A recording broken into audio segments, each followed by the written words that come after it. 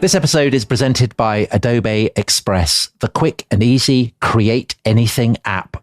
What does that mean? Well, say you need to make a presentation or a video or a social media post or a flyer. To some, certainly to me, that sounds intimidating. But Tom, with Adobe Express's intuitive features like templates, generative AI, and real-time collaboration, it has never been easier. Adobe Express. Try it for free. Search Adobe Express in the App Store.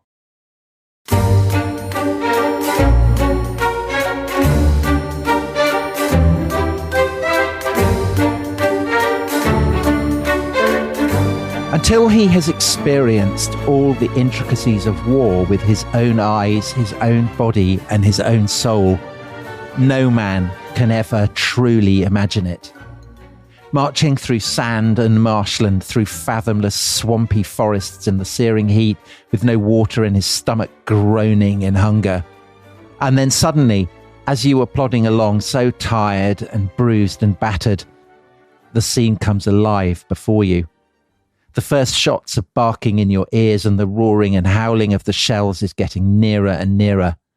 To one side, you hear the crackling of machine gun fire. You taste the battle, a peculiar sour yet bland taste that settles in your mouth. And you feel it, because all your nerves and muscles contract and your brain can think of one thing and one thing only. You have to act. So that is from the thrillingly titled Kaiserjäger, Persevere, the heroic death of the 2nd Regiment of the Tyrolean Kaiserjäger in the days of September 1914. It was published in the late 1930s and is quoted in Nick Lloyd's new book on the Eastern Front. And Dominic, you have written, we've always had a soft spot for the Tyrolean Kaiserjäger, an elite regiment, the Imperial Hunters with lovely sky blue uniforms and feathered hats. Now, I've never had a soft spot for the Tyrolean Kaiserjäger because I've never even heard of them. That's not true. But as I said in the previous episode, we are now on your home territory. This is a part of the world you know like the back of your hand. You've roamed the mountains. You've plunged into the depths of the forests. You speak all the languages. This is your home territory. So tell us what's going on here. Who are the Tyrolean Kaiserjäger? What is it with their lovely sky blue uniforms and their feathered hats? What's going on? Is it the hell of war or what? I imagine it is, probably, because everything in this series seems to be about the hell of war. But surprise us. It is the hell of war, Tom. And actually, Tom, you're being falsely modest, because you, even before we did The Rest is History, you used to talk to me about the 2nd Regiment in particular of the Tyrolean Kaiserjäger. They're your favourite regiment of your favourite Austro-Hungarian unit, and don't deny it. I am hiding my light under a bushel here, but only so that you will blaze all the more brightly. Oh, that's kind. For generosity. I think it's the feathered hats that do it for us, isn't it? So actually, yes, the Tyrolean Kaiserjäger had a terrible time in the September 1914. What happens to them is just one aspect of a wider story. So we began this series more than a year ago with Franz Ferdinand and his assassination in Sarajevo.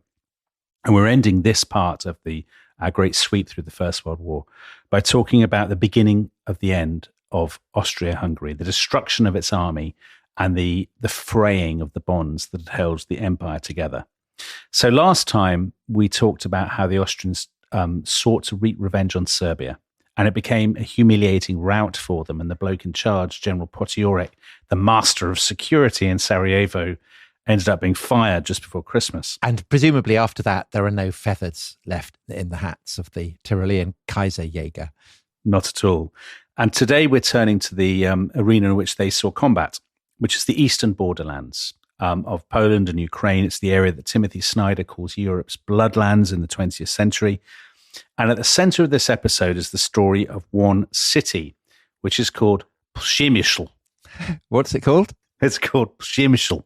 So this was the most formidable fortress of the Austro-Hungarian Empire, and the struggle for this fortress became the longest siege of the war. And I have to be honest with the listeners, the reason I know about this is because I read a brilliant book called The Fortress by the historian Alexander Watson. So just a massive shout out to this book, The Fortress, because so much of what follows is dependent upon it. It's a story that's not just a riveting story in and of itself, but it captures the collapse of the Austro-Hungarian Empire, an empire with centuries of history, the ethnic cleansing of Eastern Europe, and the agony of the Jews of Poland and Ukraine, which begins really here. So, to give a sense of where we are, I'm sure this will immediately help you out, Tom, when I tell you that we're in the kingdom of Galicia and Lodomeria. Brilliant. Of course we are. So today, Eastern Poland, that's where Przemyśl is, very close to the Ukrainian border.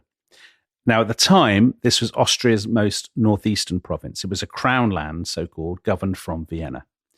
And the province of Galicia had two big cities. One is a place then called Lemberg, but which we know as Leviv, and the other is Krakow, now in southeastern Poland.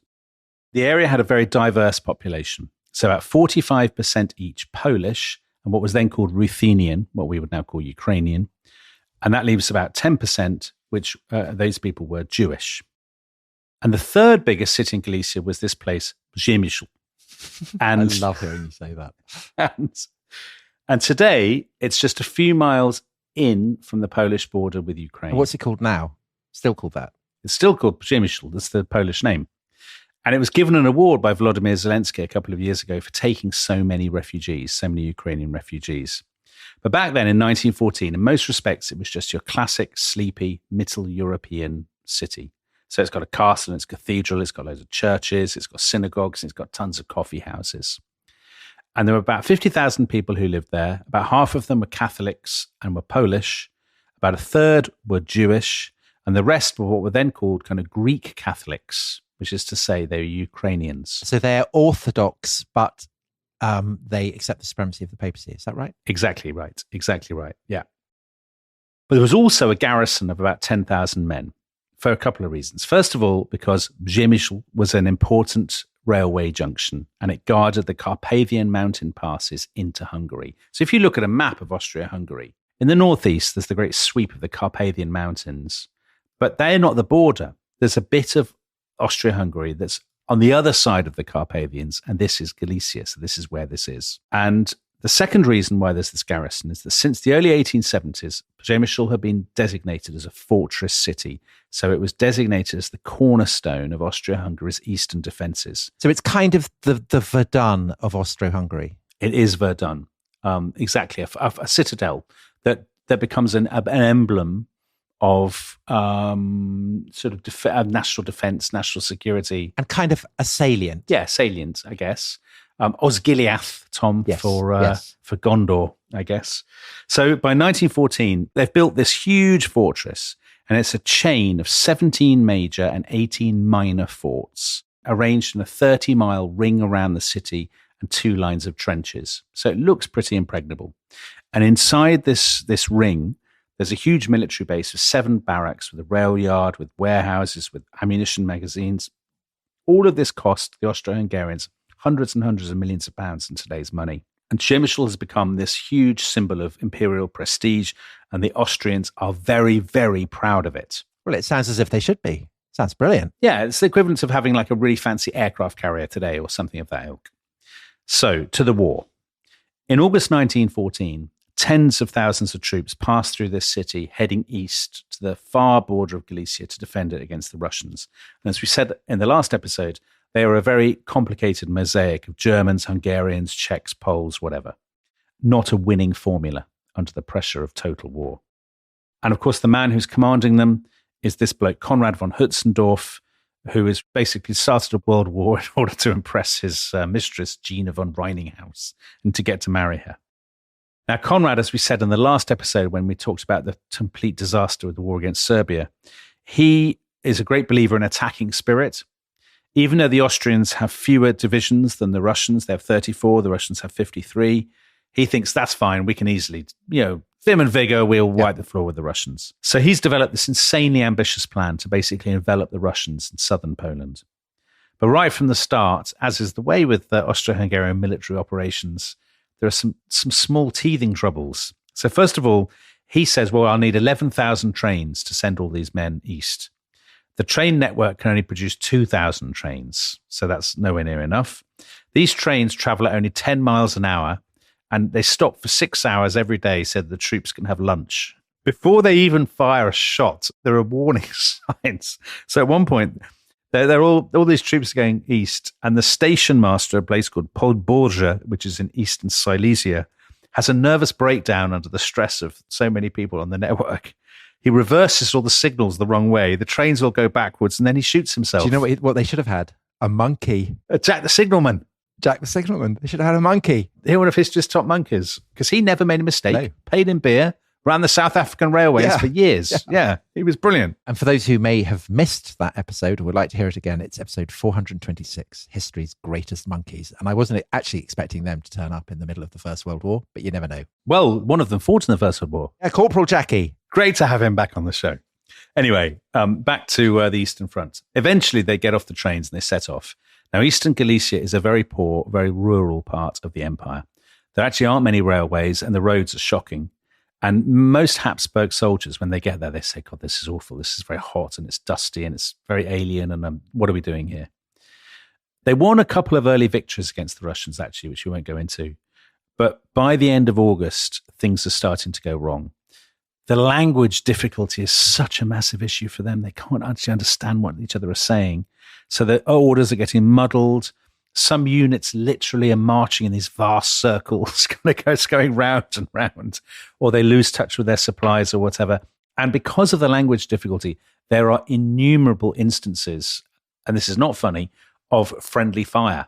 So, a load of Croats will bump into a load of Czechs and they'll start shooting at each other because they think the others are Russians or Germans and Hungarians or whatever. So all this chaos is unfolding. So Dominic, can I just ask, they don't all have a standard uniform then? Do the different units have different uniforms? Well, of course, different. Yeah, no, they're not all got feathered hats like the Tyrolean Kaiserjäger with their sky blue uniforms. Yeah, so there is scope for complication there. There's definite scope for complications. Now, meanwhile, far to the east, the Russians are building up their forces, and soon they outnumber the Austrians almost 2-1. Now, back in Przemyśl, people have no idea the troops have been and gone, and people have no idea what's happening at the front. And then in late August, the first trains of wounded start to arrive in the city. And a woman who was serving hot drinks to the wounded at the station later described the spectacle. She said, I saw shot through lungs and hearts, terrible stomach wounds, blood, vomit, feces, but not a single groan, just apathy. Then on the 30th of August, for the first time, they hear, you call it the crump, I call it the dull thud of guns in the east. So the front is clearly coming closer. Then, an extraordinary scene, a train comes through Przemyśl carrying Russian prisoners. And as it rolls through the station, a man shoves his head out of the window of the train and he screams out in Polish, "Oh, you poor, poor people, a great power is coming towards you. They will murder you." God, it really is like a kind of horror film, isn't it? The zombies are approaching. Well, exactly. So next come a whole load of trains from Leviv. Leviv is 60 miles away in the east, on the eastern frontier of the empire. And these trains are packed not with wounded men, but with civilian refugees. So it's now clear that something out east has gone horribly, horribly wrong. And actually, when these refugees shout out at the trains and they say, Lviv is in chaos, the mayor or the officials have fled, the banks have shut down, the streets, the parks are full of wounded soldiers, there's no food, law and order have broken down completely. It is a bit of a zombie film. And then there are no more trains. It's as though communications with Lviv have completely gone down because Galicia's capital, Lviv, has fallen to the Russians. Hello, can you hear me? Can you hear me? Exactly like that. Oh, it is like that. It is like that. I wondered what was going on there at first, and then I thought, no, that's great acting. It is. Brilliant. So what has gone wrong out east? What has gone wrong is this, that Conrad has thrown 600,000 men into action, but not enough. And they don't have enough good guns, and the Russians have completely steamrolled them. So Lviv had fallen on the 3rd of September, occupied by General Alexei Brusilov's 8th Russian army, and that's just the beginning. Further north, the Russians are absolutely battering the Austrians at a place called Rava-Ruska, and so by the 9th of September, the Austrians are facing total and utter disintegration. And the next day, the 10th, General Conrad drove out himself to the front line with the Archduke Karl, the heir to the Austrian throne. So they went to a place called Grodek. This was very unusual for Conrad because usually he's behind the lines. And he was absolutely horrified by what he found, the total chaos. And one thing above all, in Grodek, there were 6 bodies hanging in the main square. 2 of them accused of betraying Austrians to the enemy, and the others for robbing the dead and the wounded on the battlefield. So a very kind of haunting scene. Conrad goes up to the highest ridge to survey the battlefield, and even he can, with his optimism, can see that the Russians are about to break through. So the following night, the 11th, he gives the order to fall back behind the River San, which is one of the rivers in sort of southeastern Poland. And the next day, the Austrians began to retreat. And the same day, perfect timing, the clouds open, the rain starts coming down. Tom, the heavens are weeping for the Habsburg Empire. And presumably for Conrad's relationship with Gina, because she's not going to be impressed by this at all, is she? Well, the news actually gets much worse for Conrad. 5 days after he'd given the order to retreat, his adjutant came into his office looking very, very stricken. And Conrad said, "What, bad news? More bad news from the front, really?" And the adjutant said, "It's actually a personal matter for you, sir, kind of concerning your son." And Conrad said, "Oh, no, please tell me he's not badly wounded." And the adjutant said, "No, it's worse than that." So Conrad's youngest and his favorite son, who was called Herbert, was a lieutenant in the dragoons, and he had been killed at Ravaruska. And Conrad says to the adjutant, "Can you leave me a minute?" And for an hour, he wept. And then he washed his face and he straightened his uniform and he went back to work as though nothing had happened. But everybody said that after this, he was basically a broken man, a kind of withdrawn and broken man. But he doesn't lose his job. He carries on running the Austrian army. And even before that, he'd been melancholy, hadn't he? Because there was that war. Yeah, and exactly. Now his misery must be even greater. Yeah, he doesn't lose his job. He carries on making decisions, which unfortunately is disastrous for the Austrian cause. Do you think anyone could have stabilized the situation? They're massively up against it. I was thinking about this actually when I was doing the notes, because, I'm quite Austrophile. You are, yeah. Which is why I've been surprised by these 2 episodes, because they haven't come out of it well. No, and I think, I don't blame the Austrians for starting the First World War. I think any serious power faced with the murder of their heir, clearly with the connivance of a country that's basically trying to destabilize them, the United States, France, whoever, they're always going to respond. However, the irresponsibility is to respond when basically you don't have the capacity to beat anybody. The Austrians couldn't even beat Serbia.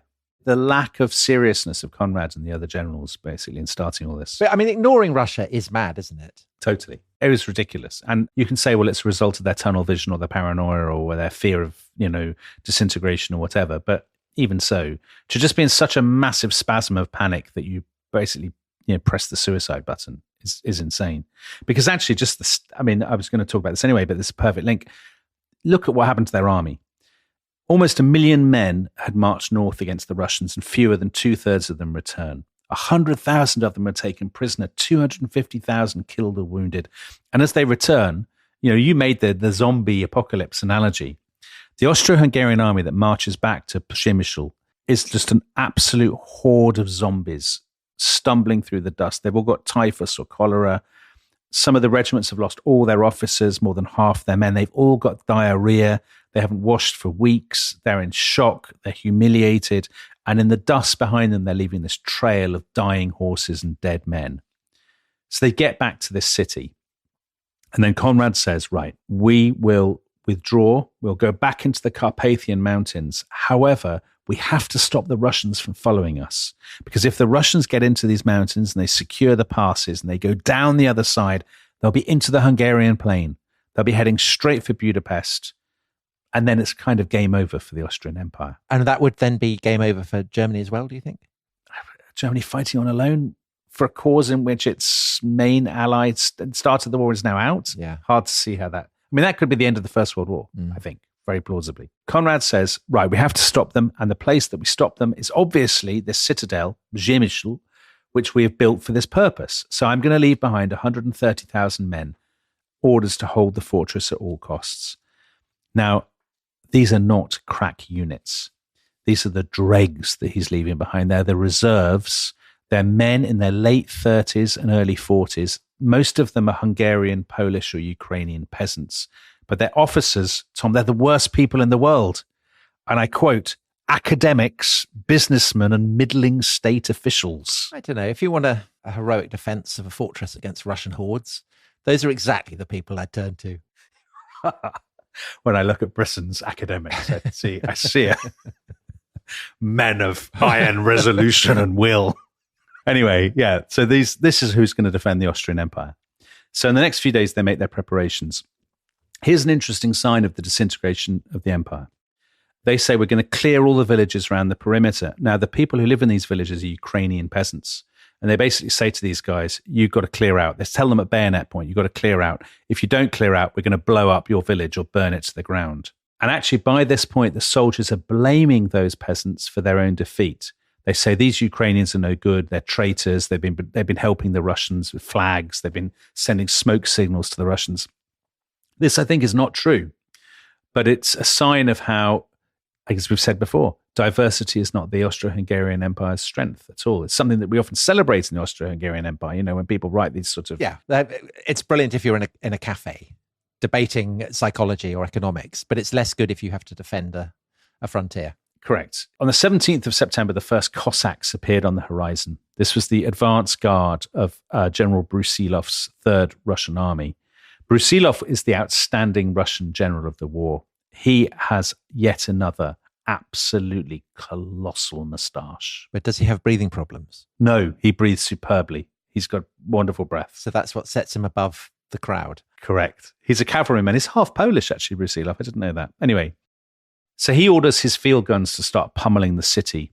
And when I say pummeling, I mean they fired about 45,000 shells in 4 days, which is obviously terrifying if you're a civilian. It was even worse for the people in these forts because they're very claustrophobic, these forts. People in these kind of low tunnels and chambers.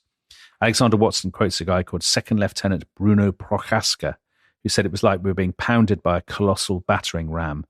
He said, we wish we were outside, actually, in the trenches. Death would be easier in the open air than in this cramped, suffocating box. But actually, in the trenches, it's even worse. The shells are kind of raining down on these guys. He tells the story of an entire platoon which was destroyed by just 2 shells. The officers collapsed and fainted in shock, seeing what had happened to the men. 1 minute, the men are all standing there. The next minute, the men have been blown into bits and the bits are hanging from the trees all around them. So really hideous. Bloody shreds of flesh, intestine and brain parts. Yes. Yeah. I decided not to read that out, but you read it out, which is nice. It's a hell of war, Dominic, and it's good to bring it home to people. No, you're right. And this terrible shell shock. So again, another story from the book, The Fortress. There's a guy who's a corporal. He's in his 30s. He's the veteran of many battles, so he is brave. He's dragged into the garrison hospital. He's shouting, I want to go home. And then he took all his clothes off. He tore up his underwear. Oh, my God. He started singing hymns and then attacked the orderlies. So he's like the governor of the Bank of England in 1974. Yeah, no, it wasn't the governor of the Bank of England. It was the head of the civil service. Head of the civil service. So William Armstrong. Yeah. Completely acceptable behaviour in Ted Heath's Britain, but not in First World War Austria-Hungary. Anyway, actually, when the Russians launched their ground attack, they didn't get anywhere. They couldn't break through the trenches. The Austrians did very well. They put up a very plucky fight. Some of these forts that they defended, they became kind of legendary. There's a fort called I-1. And the defense there, I was mean about academics, but the defense was led by somebody called Dr. Istvan Bilek, who was a Budapest lawyer. And he led this sort of Helm's Deep style defense of this fort against the Crimean regiment, kind of hand-to-hand fighting until they can be relieved by more Hungarian troops. So that's kind of good news for the Austrians. And then they hear tremendous news from the north, because as we heard last time, Hindenburg and Ludendorff, the crack detectives, have driven the Russians out of East Prussia at Tannenberg and at the Masurian Lakes, and now they're moving south towards Warsaw. So the Russians have to lift this siege, and they move all their troops north to face the Germans. So for the people of Przemyśl, this is brilliant news. And on the 9th of October, they are relieved by the Austrian field army, which has returned from licking its wounds. So after a month, the siege appears to be over. And you could ask, well, so what? Does it matter? In his book, The Fortress, Alexander Watson says it absolutely does matter, because if the Russians had taken the fortress then, they would never have had a better chance to strike into the heart of the Habsburg Empire, get to Budapest, knock Austria-Hungary out of the war. The war genuinely could have been over by Christmas. But because they didn't take it, because these blokes, lawyers and whatnot, held out, the Russians have missed their best opportunity to bring the war to a speedy conclusion. However, as we've said before, fortunes change ridiculously quickly on the Eastern Front. So by late October, so after barely a month, the pendulum has swung again. The Russians have just won 2 victories that nobody's ever heard of that we talked about last time, Tom. The Battle of the Vistula and then the Battle of Łódź. So now the Russians are heading towards Krakow, and they're actually not that far from the German border. These are, by the way, massive engagements. 1 million people fought in these battles. Insane, isn't it? That nobody's ever heard of them. I mean, I'm sure they have in Russia, but not here. So now the Russians are back. And now, yet again, the Austrians have to retreat. Now, at this point, some of the officers in the fortress said, come on, we held out once, but we cannot handle a second siege. We've run out. We don't have the supplies. We don't have... And actually, since we've given the army time to rebuild anyway, what's the point? Why don't we evacuate the city, evacuate the garrison, blow up the forts, and cut our losses? The problem is that the success of that first siege was the only victory for the Austrians worth celebrating in the early days of the war. So it's become completely bound up with Conrad's personal prestige. His only chance of basically building up his reputation is to hold on to Przemyśl. And if he'd written it off, possibly he would have been sacked then, and then it's goodbye marrying Gina. So he says, right, I want you to prepare for another siege. I'm sure you'll do brilliantly. You were heroic and successful last time. I'm sure you will be again.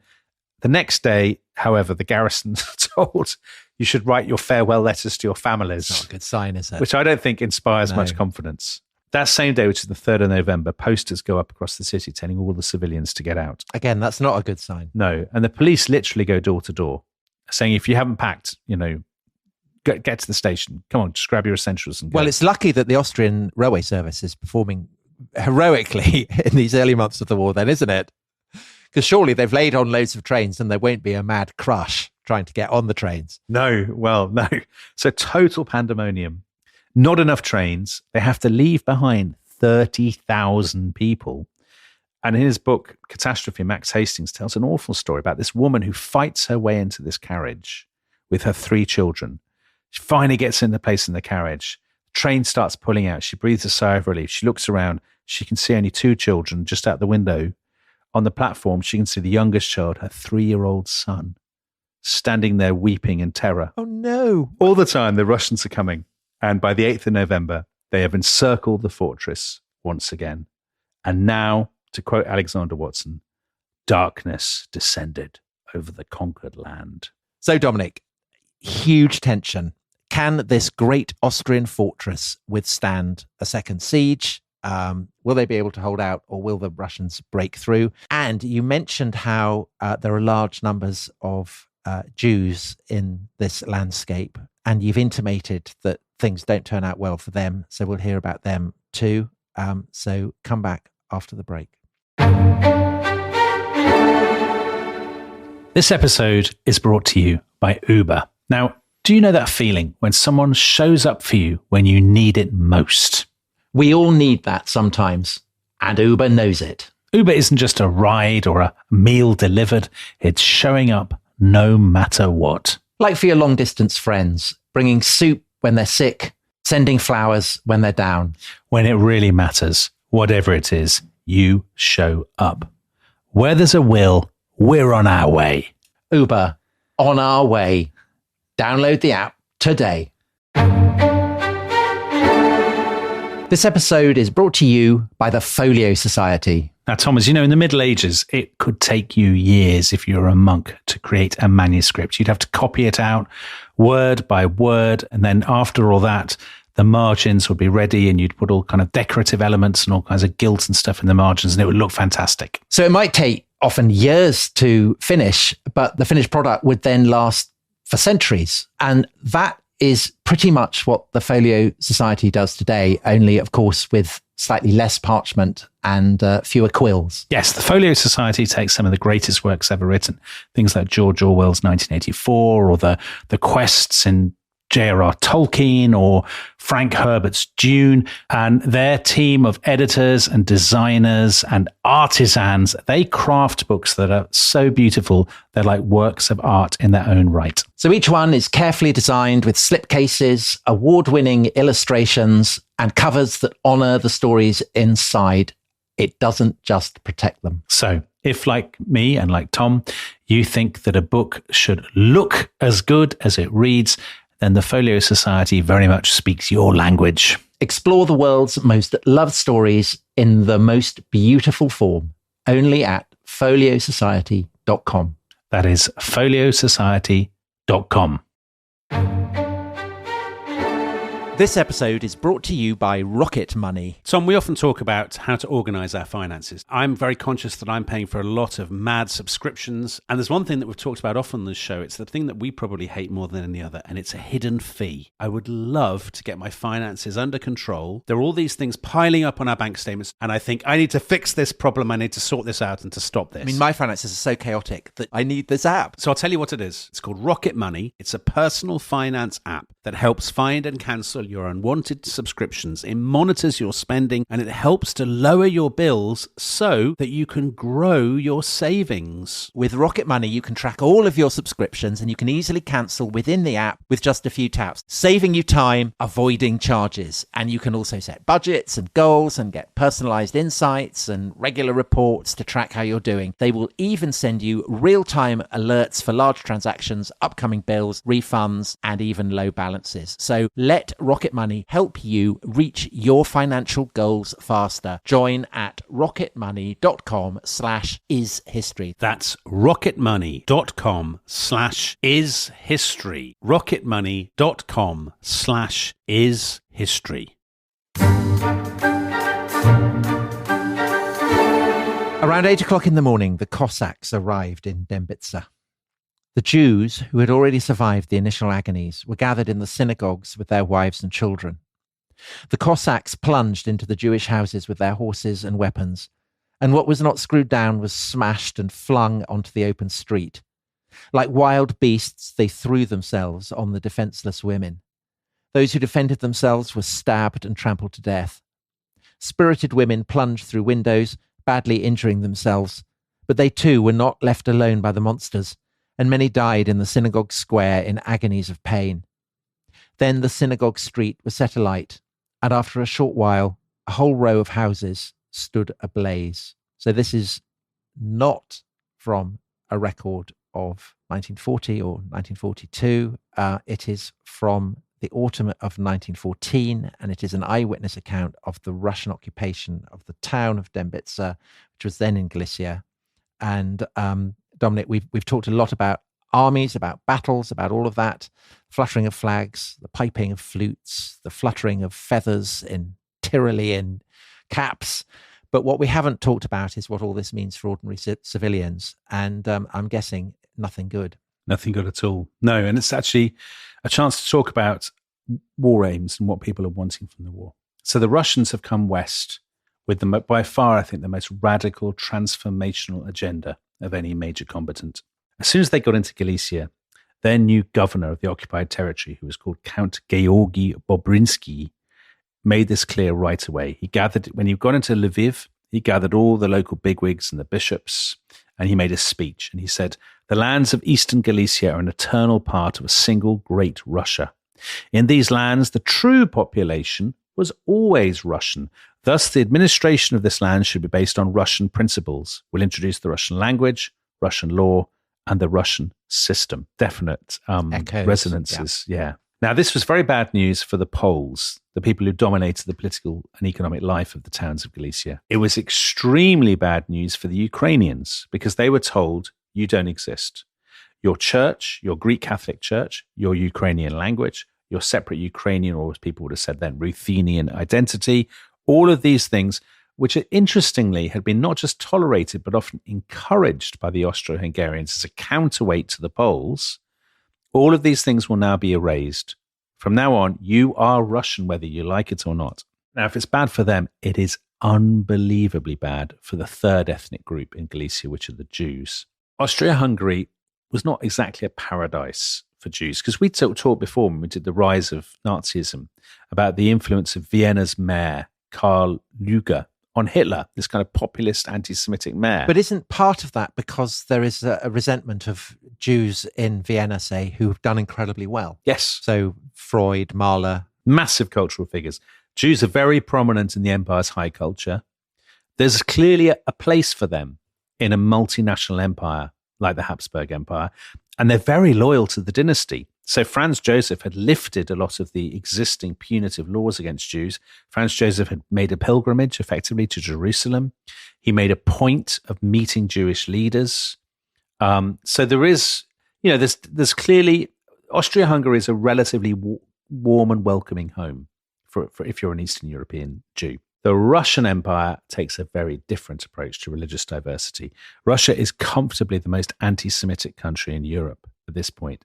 It's here in 1903, and it's no accident that conspiracy theorists faked the protocols of the Elders of Zion. I think the interesting thing about Russian anti-Semitism is that it's obviously partly rooted in history, but it's also a very modern phenomenon. And a lot of historians say the reason it becomes so intense is that Russia is changing so much in the late 19th century. Economic change, industrialization, urbanization. A lot of people are losing out, and the Jews become scapegoats.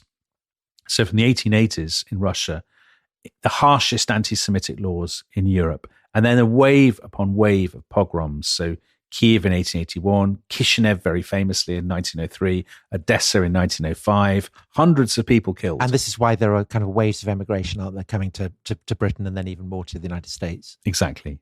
So if you're, a Jewish villager or a townsman or whatever in 1914 in Galicia, and you hear the Russians are coming, you are terrified. And people have a particular dread of the Cossacks. You open this half by doing a reading about the Cossacks, because the Cossacks see themselves as the defenders of Russian imperialism and Russian orthodoxy. And they have a blood-soaked reputation. They have been the shock troops in a lot of these pogroms. And as we've heard, they completely live up to this horrendous billing. As soon as they cross the frontier, there are stories about them attacking Jewish villages, looting shops, killing people, raping people, all of this. And the very worst pogrom was in Leviv at the end of September. There was It's a common story in the First World War that there'll be a rumor goes around, our troops are being attacked by partisans or whatever. So this is what happened in Lviv, and there the Cossacks were given permission. Their commanders said, okay, the gloves are off, you can go and punish people, do what you like. And they ran amok, they slaughtered almost 50 people, and they rounded up 300 people for deportation to the east. It's not yet genocidal. It's nothing, I think that would be a massive overstatement. However, the direction of travel, I would say, is pretty ominous. A lot of the Russian commanders are obsessively anti-Semitic. The chief of staff, who's a guy called General Yanushkevich, is, even by Russian standards, he's a pathological anti-Semite. And so there's no effort made to moderate the violence at all. In fact, officers will have Jewish people they'll blackmail them, they'll loot their shops and houses, they have them whipped in the streets, hanged and so on. And then in the spring of 1915, the Russians begin mass deportations, huge deportations of Jews to camps in the east. So this is the shadow that is hanging, this is the threat that awaits the people of Przemyśl at the turn of 1914 into 1915. Of course, the Russians haven't taken the city yet. They have learned their lesson from the first siege. They're not going to do this kind of frontal attack. They're going to starve the defenders out. Now, the guy commanding the fortress is a man called General Kusmanek, who is a policeman's son from Transylvania. He was an archive man, Tom. He was a desk officer who had worked in the Austrian War Archive. So we have laughed at the idea of academics and lawyers manning the defences, but actually they're coming out of this tremendously well, aren't they? It was a cheap shot. But irresistible, but maybe cheap nonetheless. So this bloke does very well. He says, he runs the city very smoothly under the circumstances. He sets up soup kitchens for people who haven't got any food. He gets nuns to cook hundreds of meals for them a day. However, he's really up against it because the conditions it's your classic kind of siege conditions. So piles of unburied excrement in the streets, disease rampant, drains overflowing, nothing to eat, all of this kind of thing. The stuff you would see in sieges going back to antiquity. But there are some new elements. So at the beginning of December, the 1st of December, people look up, they hear something in the sky above the city, and they see a plane, and people come out actually to stare at it, to watch it.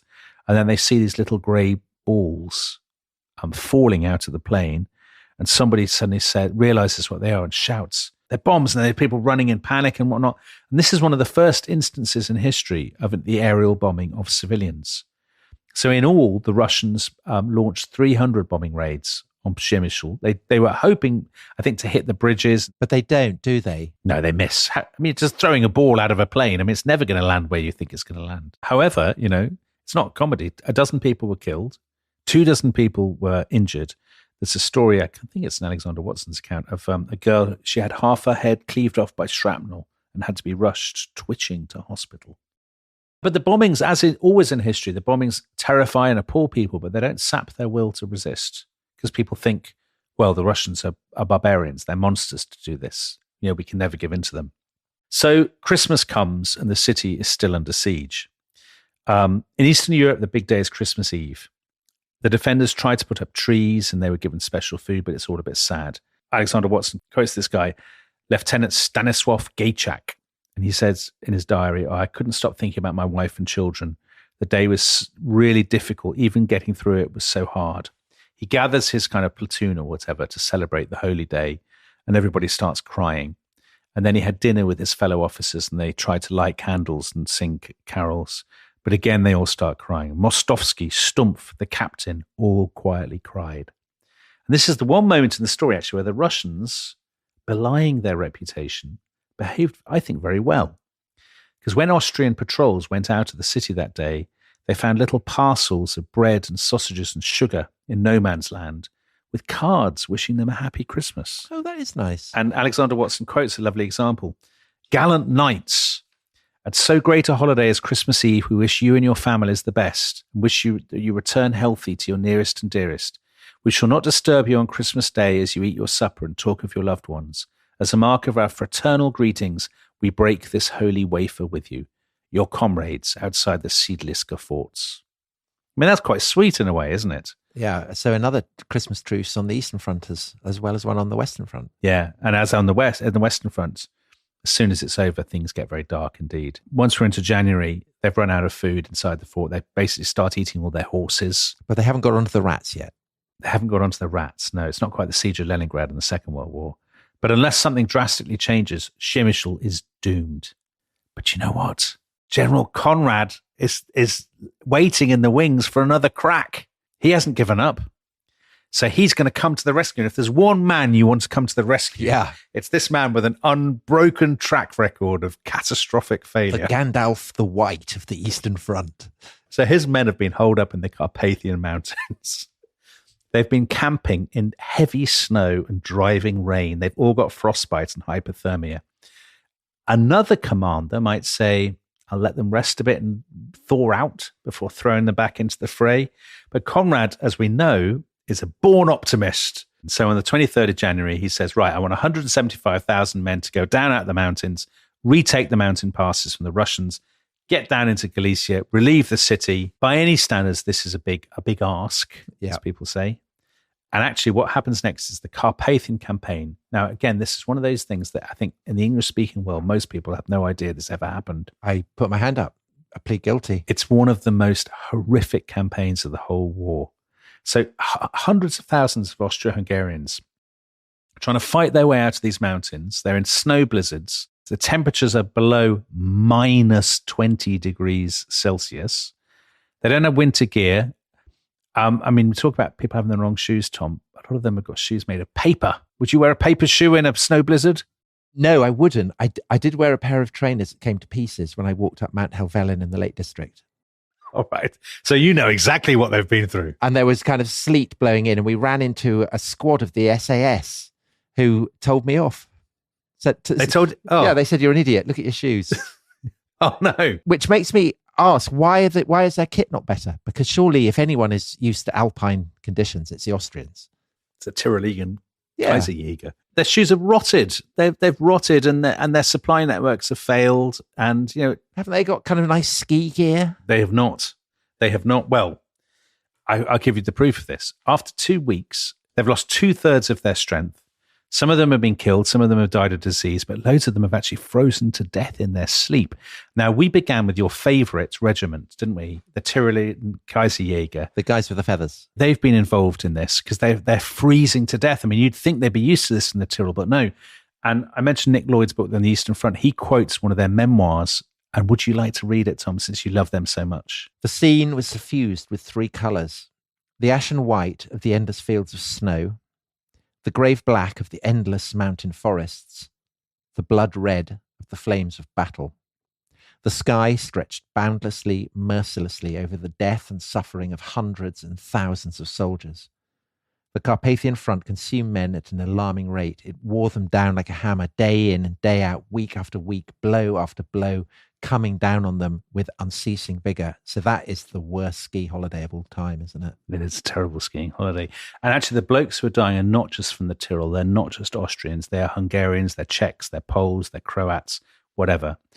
And as every day passes, their faith in the army and their loyalty to the empire and to the monarchy is just leeching away. Of course it is, because they have been, as they say it, betrayed by their own commanders for a cause that seems to them baffling. Now, meanwhile, back at the fortress, the people there are freezing too. They don't have winter uniforms. They've only got their summer gear. They are these sort of ghostly, shrunken figures. They're finishing off the horses now. They're having to dilute their flour with birch wood. They're collapsing every day with starvation. 25,000 men are in the hospital with hunger and exposure, and the Russians are just pounding them the whole time with their heavy guns. So by mid-March, Conrad finally has to accept defeat, and he sends a message to the fortress, and he says, we're not coming. Basically, you're doomed. But then he says, very like Hitler at Stalingrad or something, imperial honor demands that you don't surrender. You should go down fighting. And actually, this bloke, General Kuzmarek, the archivist, says fine. And he actually cobbles together some assault troops and says, right, we'll do one last breakout. This is a disaster. They get lost in the snow. The Russians basically unleash a storm of gunfire at them and they have to fall back into the fortress. So on the 21st of March, Kuzmarek convenes his senior officers and they all agree. There's no point going on. Like, it's all over. It's been months and we're not going to be relieved. But they decide to go out literally with a bang. They want to destroy everything of value before they surrender and make sure that the Russians march into a ruined city. So overnight, they empty their guns at the Russian lines. Sort of thunder of the guns, people said, was so intense that nobody could sleep. And then at 6 o'clock the next morning, the series of enormous explosions rip through these forts. Like people said, it was like volcanoes erupting around the city. Huge, great clouds of smoke and rubble raining down. And then they blow up the bridges over the River San. People said it was like the Day of Judgment, kind of pillars of fire and black smoke everywhere and the earth torn open and all of this. And at breakfast, Kuzmarek sent a message to the Russians. He said, I surrender the open city and await your command with no conditions. And then at 9 o'clock, the Russians marched into the center of this city. Now, what happened to the defenders? It's an interesting story. 120,000 men, masses, taken prisoner. And these were just some of 2 million Austro-Hungarian 2 million prisoners of war. Yeah, mind-boggling. 2 million people. I mean, so large that the numbers just cease to have any meaning. Right, exactly. You can't imagine compute it. What does it look like. You can't even get your head around it. Now, officers, by and large, were well treated. Remember when we did Peter the Great in the Great Northern War? What happened to the Swedes? Yes. It's actually the same story. Yeah. The officers tend to be well treated. So Kuzmarek ended up under house arrest in Kiev. But the men, different story. They were driven with whips by Cossacks to the railway stations and then packed into cattle trucks to go to camps in Kazakhstan and Uzbekistan. By the time they got there, many were dead from starvation or cold or whatever. And in the camps, many thousands more died of malaria or typhus or dysentery. And the very worst fate awaited Germans and Hungarians. They were singled out. A lot of them were sent to work on this railway line that was being built from Murmansk in the north, and that was transporting military supplies from Arctic convoys from Britain. Okay, so this is again a kind of prefiguring of the Second World War. Exactly it is. And they worked in the most horrendous conditions. So they didn't even get to sleep in kind of huts. They had to bury into the snow, like sort of carve out burrows in the snow to sleep. If they faltered, they were whipped. If they fell ill, they were denied food. And basically, you're finished. And some historians say the conditions in this Murmansk railway were even worse in sort of 1915, 1916 or whatever, than in the gulags under Stalin. It was kind of that bad. And how many survive? And what happens to them? Well, thousands died. I don't think there's exact figures. So with all these casualty figures, there's no precise number. I mean, some people ended up going home. So the most famous prisoners of war to go back home were people called the Czech Legion. So they ended up, I mean, they basically, they became a factor in the Russian Civil War, fighting their way on these armored trains east, because the only way they could get back to Czechoslovakia, the newly created Czechoslovakia, was to go east all the way through Russia and then round the world. And they ended up, being a kind of big faction in the Russian Civil War, which is bonkers. But let's go back to the fall of the citadel. The news of Przemyśl's fall was front page news across the empire, total shock. Franz Joseph wept for 2 days because he knew that this was catastrophic for the image of the Austro-Hungarian monarchy. They'd pinned all their hopes on this place. It was their pride and joy. And now it had become a symbol of decay. Yeah. So this is a war that they started. They've lost, just in 3 months, the first 3 months of 1915, they've lost 800,000 men. They're running out of officers. And what is worse, when they lose Galicia in the northeast, a lot of their food came from these kind of farmlands. So this is very bad news for the city people in Budapest and Vienna who depend upon the food supply from the east. And what is more, hundreds of thousands of refugees, many of them Jewish, now flood into the sort of heart of the empire. And as they are very unpopular in other parts of the empire, in Vienna and Budapest, but also in the small towns and villages in which they settle. So there are all kinds of ethnic tensions piled on top of the existing ethnic tensions within Austria-Hungary. And so as early as 1915, you can see the sort of sense of order breaking down. And the Austrians' allies, the Germans, at this point start saying, well, they're finished. They're done. So the German liaison officer at the Habsburg military headquarters wrote to Berlin and he said, this empire is so rotten and so decayed, it can no longer be helped. Even if we win the war, this empire is not going to last. And what about Conrad? And how does Gina take it? Conrad is still going. I mean, Conrad stays in office for another couple of years, I think, unbelievably. And what Gina makes of all this... Not impressed, I imagine. Probably not impressed, but I think there's lots of censorship, of course, so she probably doesn't know what's going on. Conrad, interesting. You know who Conrad blames for all this? The Jews. No, he blames the Germans. Germans? Okay, that's original. He says they could have given us more help. I mean, I think he's being a tiny bit ungrateful because the Germans do give them... The Germans basically torch their own empire to help the Austrians. Destroy their own monarchy. So I think he's being a little bit ungrateful. War.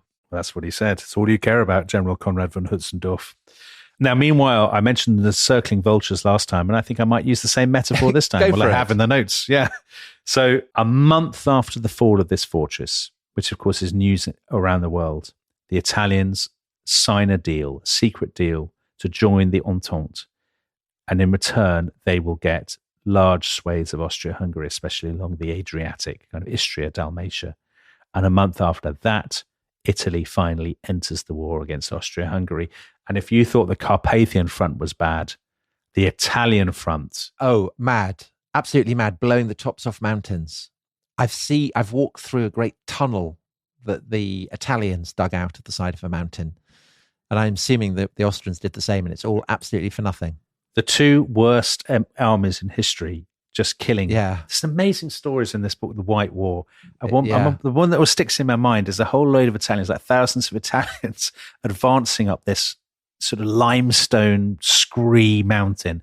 And the Austrians at the top of machine guns shouting down saying, please stop coming. Like, we will kill you all. Just go back. Don't stop. Don't come.